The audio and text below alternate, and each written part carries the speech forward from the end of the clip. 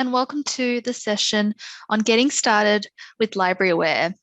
My name is Jay. I'm a training specialist at EBSCO in the region of Oceania, and I'll be walking you through the session. First of all, I want to cover the objectives. By the end of this session, participants will be able to identify how LibraryAware can assist with marketing and promotional activities, describe and navigate LibraryAware, discover and edit relevant templates, and access help and support materials. So LibraryAware is an online platform that will assist you in engaging with your readers and promoting your collections, services, programs, and value through multiple communication channels. So no matter how you want to reach your patrons, LibraryAware can help. You can keep your library patrons engaged with a range of templates that are available in LibraryAware, including posters, widgets, sliders, and e-blasts. And do note, these templates are created specifically for libraries by graphic designers with library experience. There are currently thousands of templates available, with new ones being added all the time. And these templates are available for print, email, website, and social media communications. These templates are also customizable, so you can make them your own. You have the ability to change images, branding, fonts, and colors. So a lot of the templates that are available can be used for in-person, virtual, and hybrid library programs that you manage. So in this particular slide, I've just given some examples of templates that are available. So whether you are running a teen book club, or you have bilingual story time, you're running a class on composting, or maybe you've got a spice club, or you're hosting virtual networking for small business owners, LibraryAware has you covered. And of course, you would like to probably promote your collections and your resources. So from LibraryAware, you can choose from flyers, bookmarks, e-blasts, and more. You can highlight things like your e-magazine content, your research databases, your in-house code club, your genealogy programs and resources, the ebooks you have available for remote use, especially when the library is not physically open or users want to access their library 24/7 at any time. And also, now that the borders are opening up, people are traveling more, perhaps what your user wants to do is learn a new language because they're traveling. Well, what better way to do that than at the library? And you can use our templates to promote that kind of service and those resources as well. So why don't we go ahead and see LibraryAware in action? So I've switched across to my web browser, and what I am now is on LibraryAware. So that's libraryaware.com. So that's where you can go to access your LibraryAware account. I'm going to go ahead and log in with my demo account from this login page. So I'll just put in my credentials and I'll log in, and that will take me to my authenticated access to my LibraryAware profile. So every subscriber of LibraryAware will have the same features and functionality available to them. So across horizontally, you'll find your menu options available. By default, you will see the home screen when you initially log in. So as I scroll through the home page, you can start to see the different templates that are available. As mentioned, you can edit these templates as much or as little as you want. The templates are based on what libraries want to promote right now. Our designers stay on top of what's trending in popular culture and the publishing industry, so your materials are always relevant. So from the home page, you can run a search if you wish, and it does give you some examples of what you could be searching for, things like story time, book display, events. Below the search box, you also have an indication of the editor type. So we have 3 types of editors available for you to customize the different templates. So you may be familiar already with the drag and drop editor, which has been around for a while, as well as the classic email editor. And so you can see here just from a glance that each of these templates will have an indication on the top left-hand side as to what kind of editor it is. So if it's drag and drop, or if it's classic, or if it's our newest editor, which is the drag and drop email editor, which I will also go into in this session. As I scroll even further down past the editor type, I can see my browsing content. So first of all, we have the new Releases Carousel. So in this featured section here, we can see the latest 50 newly released templates that our designers have created that are topical and seasonal.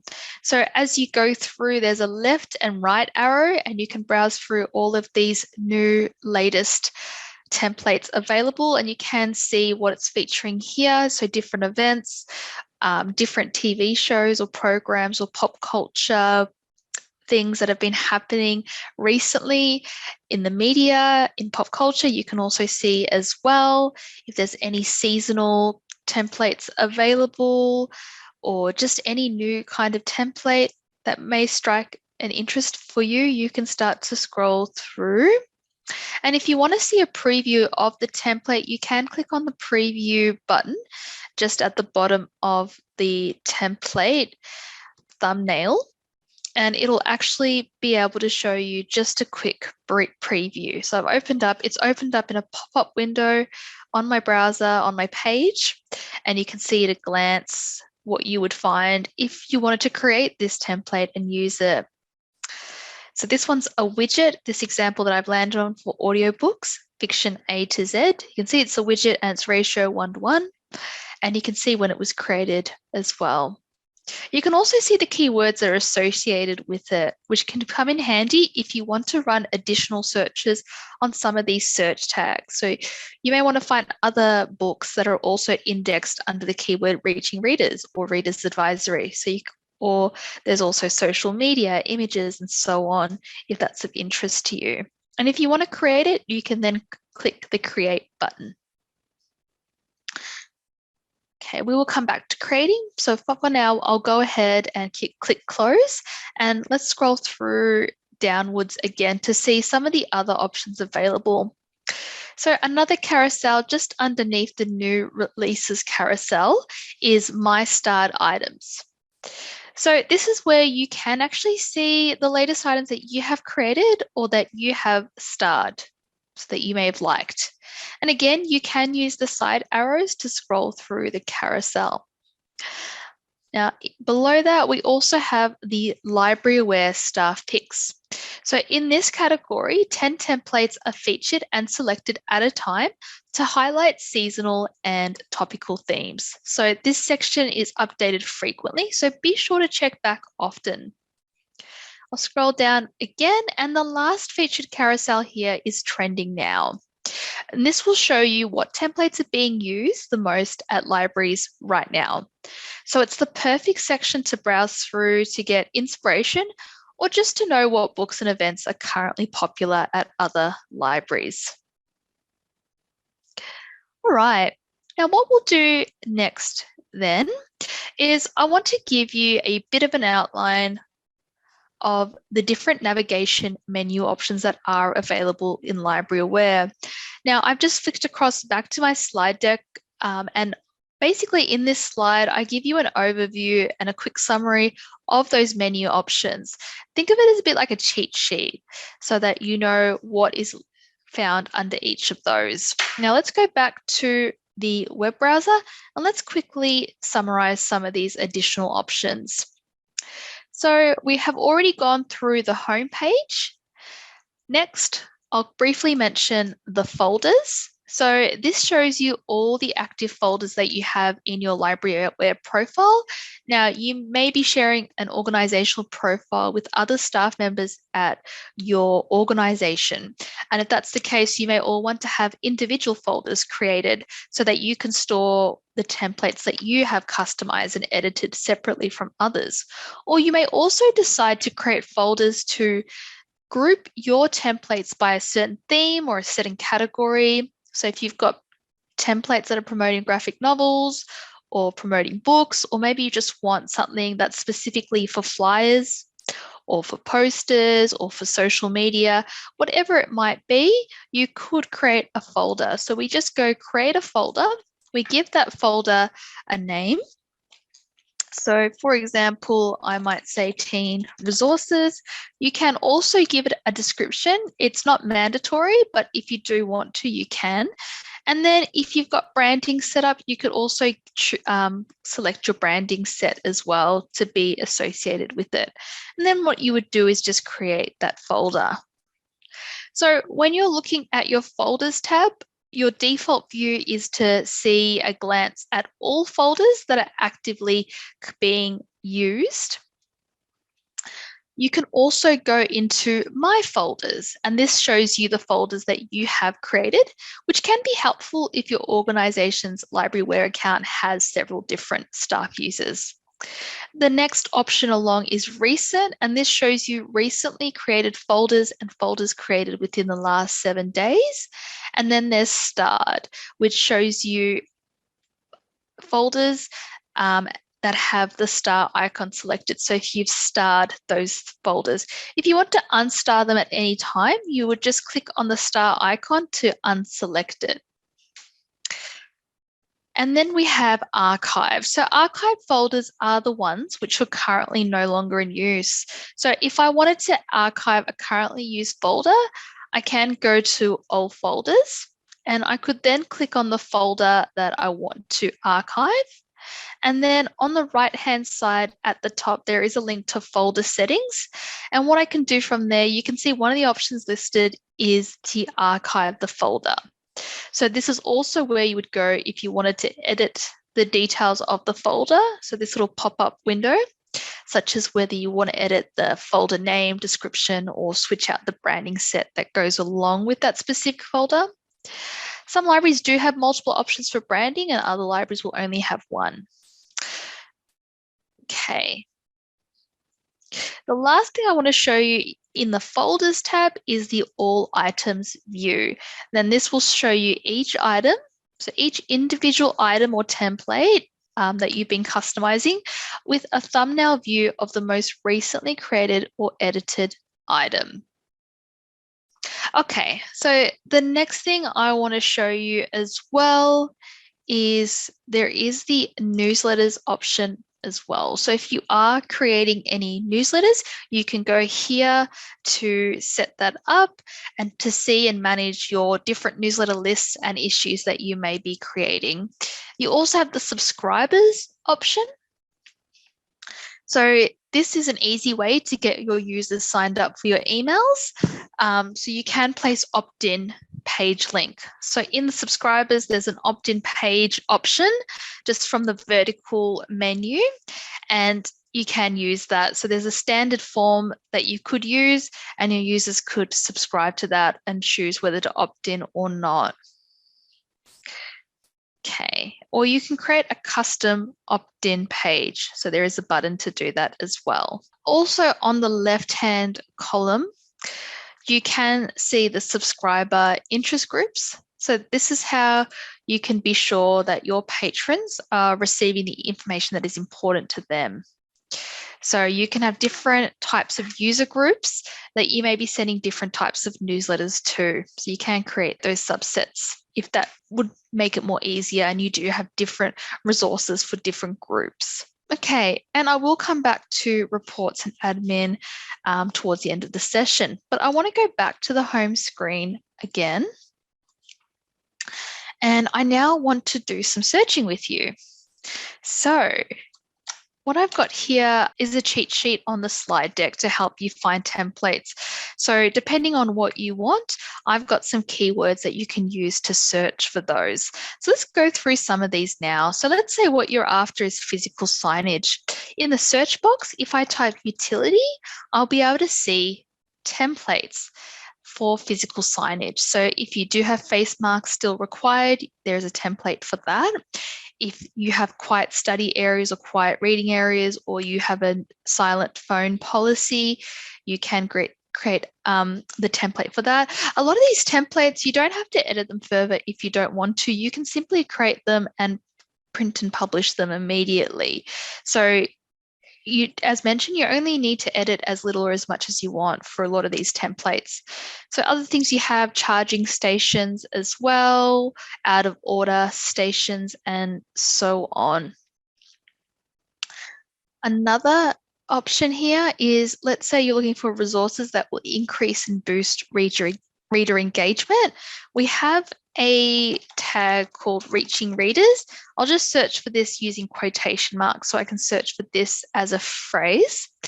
And you can see here at a glance a lot of different resources for readers advisory that's available.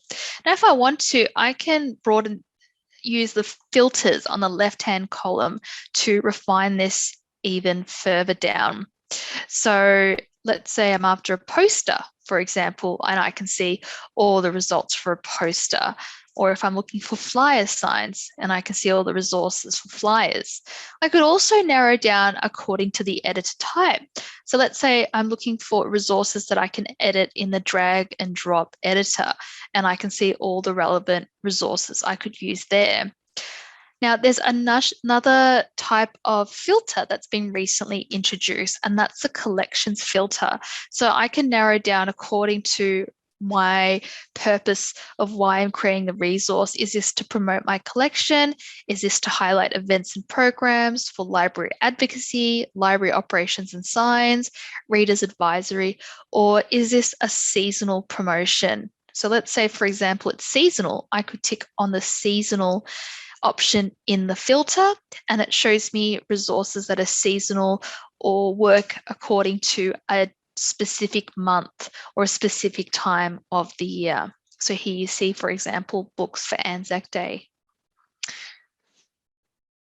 Some other options that are available, so we're only going to look at a few of these. I really like the social question option, which really enables social media interaction. So if I search social question, these are questions that I could highlight on my social media channels and encourage my users, my library users, to respond in a chat or in a forum, or, in response to a post that I have. So wherever it is where I'm engaging with my users, I could put some of these widgets and encourage responses. So what is your favorite banned book, for example, or what was the best book you read in 2021? Name one author you'd like to meet. Name a hyped book that fell short for you. It works in multiple ways. It helps boost interaction with your users and encourages them to get involved in their library. And it also gives you an insight into their answers and responses to these questions, and get a better sense of what they're interested in, and might help inform your reader's advisory. So it can work in multiple ways. Okay. I also like the pop culture tie-in promotions. So this is the for fans of. So let's again run a search using my quotation marks, for fans of. And this is if there's a particular media mention or a particular film or television series or podcast, whatever it might be, that's really taken off in popular culture, and you want to tie in maybe some books in the collection back to that. So for example, if Stranger Things is going to be releasing a new season, and if you want to tie back to those users of yours that are fans of Stranger Things, you can recommend them from there some books that you think would interest them. Or, something may have ended, they've watched a movie, but they want more. So like if they recently watched Encanto, for example, but they just want some more content, that, because they loved it so much? Well, what are some books that invoke that? And so you can grab these templates and you could swap out the book jackets, for example, with books in your collection that you could recommend for those fans. So another sort of reader's advisory option. Okay, now sometimes as staff members, you also want to just share with your users what you would recommend. And often people are more inclined to read a book if they feel a very impassioned recommendation from one of the library staff members. If they know that there are others that have enjoyed that and they have a reason for it, they might be more inclined to seek that out themselves. So if you're looking for ways to share your recommendations, you could use staff picks. So I'll just type this into my search and let's see some results that we find. So you could send this out as a communication, as a flyer. You could even have this as a bookmark. Maybe you want to put this into some of the books on your display. And in that, you might just have, whatever your name might be, Jenny's pick, and just provide these are the books I recommend and why. Why do I recommend this book and why do I and that might give them a sense of why you like the other books. Or, you might want to tie it in, like you might want to put in a book jacket of, the book that you're recommending. But once they finish that book, they might be looking for other books that could be interesting. And so you're giving them their next read. So the staff picks option can be really useful as well and help boost usage there and increase engagement to the resources. Now, other things you might like is maybe you're trying to get more people to sign up to the library. We have the library card sign up resources. So if I just type in library card sign up, and I can see what's available there. So you might have a particular month. September is library card sign up month. Or, make them feel special. Like you definitely want to get one of these. It's free to sign up. Like just finding different ways to entice people into wanting a library card and what would be the benefits of that. So you can definitely grab these resources as well. Now, in addition to some of these resources I mentioned, you may want content that's specific to Australia or New Zealand. And so these can also make for great keyword searches. So for example, if I type in Australia, it's going to help me find templates specific to the region of Australia. So at a glance, you can see things like if you're closed because of public holidays, for example, or you want to promote resources featuring Aboriginal Australian authors, or, the Miles Franklin Literary Award, so award winners, or, Australian Heritage Festival, wanting to promote that out as well. Maybe you've got some programs in the library, or when it comes down to summer, you might have some things you want to promote, and you can keep going through and seeing the results that you find. Or you can always refine these on the left-hand column if you wish. And I'll run the same search, but for New Zealand. I'll use quotation marks to search as a phrase.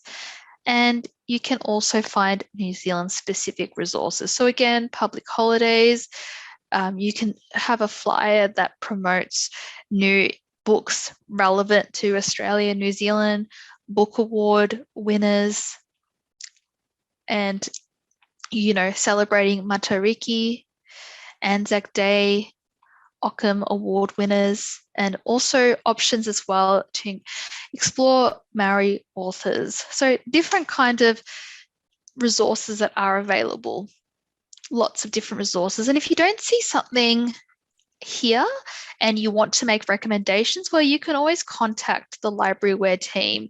So sometimes they are available for a live chat if the time zones match up, but if not, they do have the ability for you to submit a question and they'll respond to you as soon as they can. So you just provide your name and your email. And if you have any recommendations or you want to see other templates or you have some suggestions, do send them a message and they will get back to you. And they're always looking for, some recommendations as well. All right. So that's sort of what I want to point out with some of the searching. And, it's really good just to go through and see what you can find. you can just run a general search without actually typing in anything into the search bar. And you can see all the templates available. And you may decide to sort by relevance, but you might also just want to see, well, what is the latest content created? And you can start to go through those, or you might want to go back to the oldest, or you might want to look A to Z or Z to A. And when you search everything, that's where you might also want to just narrow down to a format, to an editor, to a collection, and maybe also to an audience. So if I am looking for content just for children, under audience, I can tick children, and I can see resources that would be tailored to that audience as well, or would be relevant or appropriate for that audience. And if you want to clear any of your settings, there is the clear all under the filters. All right, so I think what we'll do now is let's go through the drag and drop editor that is available. So let's say I'm looking for light-hearted reads for teens. I'm just going to type this in, and I want to use the drag and drop editor. So under editor type, I'll just tick that option. And here we have lighthearted reads, and this is a book flyer that I can provide. So if I want to go ahead and create this, I'll go create. And in the drag and drop editor, I have the ability to customize this template further. If I like it the way it is, I can simply go ahead and publish it. So if I did like it, on the top toolbar, there is a publish. I could publish to social media, or I could save it. It's always good to save it first. So I'll just call it Lighthearted Reads Teens. And I just provide a folder. If I can create a very brand new folder, or I can use one of my existing folders and I can save it. So I've already saved it. And if I was ready to publish it, maybe I want to print this out, I could create print, and it will create the PDF for me, and I can publish that out if I want to, or on social media, wherever it might be. So it'll just finalize that for me, and then it would download it for me. And I can start to save that, or I could print it out. Now, if I do want to edit this further, I can click on the different elements on this page. So for example, I might not like this background. I might want to swap it out. I can highlight the background, and then above that, there's the swap image icon. I can click on that, and I might want to create something else as a background. I'm just going to type in the word glitter, just see if I can find backgrounds that might be a bit glittery. I want to use those maybe. I'll use this one.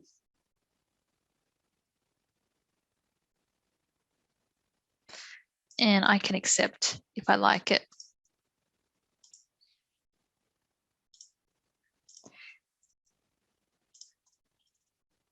Okay, but I might want to keep editing this even further. So maybe now I want to change the font, and I can do that as well.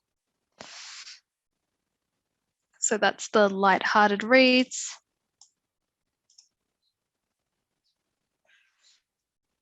And I can also change the font color. Maybe I'll change that to white. Maybe it won't work on white. So I can change it to a different color if I wish.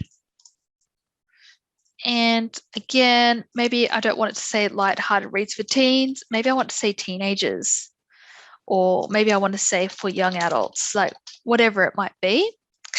And other things I can do as well, I've got an image just above. I might want to swap that out for something else. So I might be looking for icons.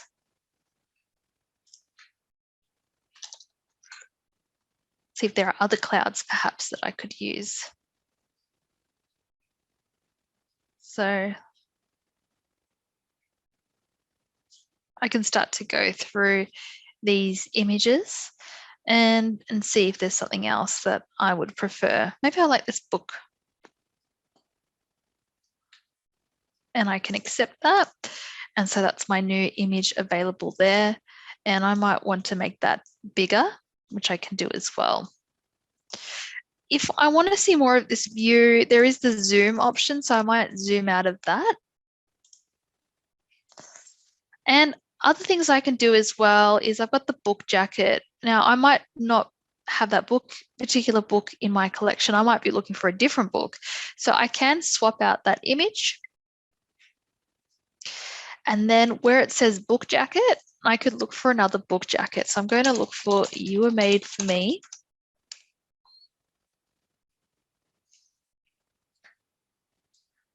Okay, I'll just select that jacket. Now I've got this jacket here instead, and I can accept that. If I want to create a link to these book jackets, maybe I'm sharing this online and I want users to click into them, there is the hyperlink, so add edit link. And if I want, I can select a book, an e-resource that I may have added information for in my LibraryAware account, or might just use a custom URL. If I've got a catalog and I've got some books there, or I've got ebooks, then I might want to do a link directly to the item. And then always remembering as well just to save. At any point, if I'm not happy with my changes, I can also go undo. So I can just undo some of these changes as well if I didn't like them. So that is, and we'll go back to the very beginning and I can keep editing as I need to. So other things I can do as well, I can always drag and drop new elements. So I can drag and drop some text, including header, subheader, just the standard normal text and accent. I can also drag a new placeholder for an image. So I might want to add another image here, for example, and I could drag that across. So I can drag across an image, and then I can choose another image if I want to. I'm just going to search icon book. And let's see here, maybe I just want this one. And so I've got my next image and I can just minimize the size of that if I need to. So I've got two images there now, for example. And I can also add shapes as well if I want to. So there's a few different things I can add there, and always remembering to save. And when I'm done, as mentioned, I can print or share to social media, and I can also just exit when I'm finished. Maybe I want to keep editing later. When I'm finished, it takes me back to my folder, so where I saved it. So my promotional materials is where I saved it. Now, where the thumbnail is, there's these 3-dot menu options, and I can actually go ahead and view the PDF, view the image, print, and share to social media as well. And if I need to, I can delete, and I can always jump back in and edit too. I'm going to go back to my home screen now, and I want to show you briefly the new drag and drop email editor. So this time we're going to run a different search. So I'm just going to look for upcoming events, and I'm going to see some eBlast email edit templates that I can edit. So I've searched for my keywords, and under editor type, I'm going to select drag and drop email new in brackets. And let's say I want to use this first template, and I just go create. So you have a lot more flexibility than was the case with the classic editor for eBlasts. So in this editor, you'll note there's the undo and the redo options that weren't available in the classic editor. So if you do want to make changes to anything you've customized, you can go undo and you can go redo. When you make some changes, you'll also want to save the item. So just make sure it has a name. I'm just going to call it promotional materials again, and just make sure you save that as you go along and make changes to it. There is also a new feature that allows you to see the mobile responsiveness of the template with these device preview options available. So we can click on device preview in that toolbar, top toolbar, and it does show you what the template would look like, or what your creation would look like on a desktop or laptop, on a tablet. So you can see again, and also how it will look on a phone. So you can see that as well in the preview. So it will look a bit differently from the drag and drop editor we saw previously, and it's also different from the classic eBlast editor. So every section is what we would call a structure. And if you want to add another section, you would just simply drag across the structure. And you can see there's different types of structures here. So you might have one long row. You may want to split into 2 columns. You may want to split into 3, into 4, and you may want to have 2 columns of different sizing. So the one on the right is the bigger element, or the one on the left is the larger element. So you've got a few things that you can play around with. And in each of the structures, you'll find blocks.